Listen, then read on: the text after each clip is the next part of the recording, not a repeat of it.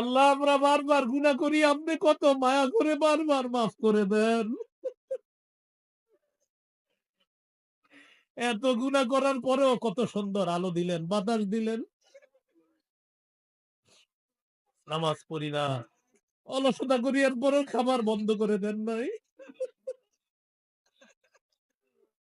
আল্লাহ আমাদেরকে মাফ করে দেন। আমাদেরকে মাফ করে দেন। আজকে থেকে সকলকে ৫ ওয়াক্ত নামাজি বানায়া দেন। আল্লাহ সকলকে ৫ ওয়াক্ত নামাজি বানায়া দেন। আল্লাহ সকলকে ৫ ওয়াক্ত নামাজি বানায়া দেন। আল্লাহ সকলকে ৫ ওয়াক্ত নামাজি বানায়া দেন। ঈমান, ইসলাম, তাওহীদের উপর অটল থাকার তৌফিক দান করেন।